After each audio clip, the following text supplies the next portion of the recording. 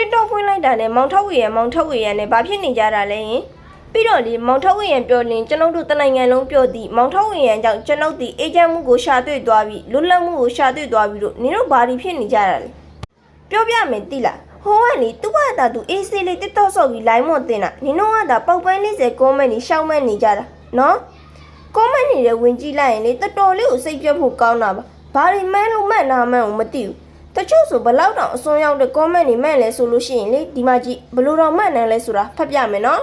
ဖះလောင်းကိုဖူးခွင့်ရတာအတိုင်းမဲ့ပျော်ရွှင်မိပါသည်တဲ့လိုချင်တတ်မှတ်စိတ်မရှိတဏှာရမကင်းစင်ငြိမ်းချမ်းမှုအစစ်အမှန်ကိုရှာတွေ့သွားသောမောင်ထုတ်ဝေရန်သည်အမှန်စင်စစ်ဖះဖြစ်လာအန်းတဲ့ကြည့်နော်ဘလောက်တောင်မှအစွန်းရောက်လိုက်လဲဆိုတာ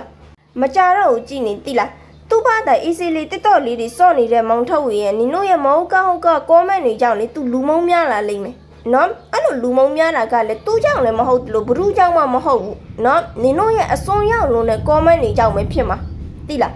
အခုဒီဗီဒီယိုမြင်ပြီးမောင်ထုတ်ဝေရန်ဘာလို့လဲဆိုတာကိုမသိသေးတဲ့သူတွေရှိလို့ရှိရင်လည်းမောင်ထုတ်ဝေရန်လို့ TikTok မှာရိုက်ရှာပြီးသူ TikTok ဆော့ထားတဲ့ comment တွေထဲတောင်ဝင်ကြည့်လိုက်ကြနော်ဘလို့တွေတော့မှတ်ထားလဲဆိုတာအဲ့ဒီမှာတွေ့ရလိမ့်မယ်သိလား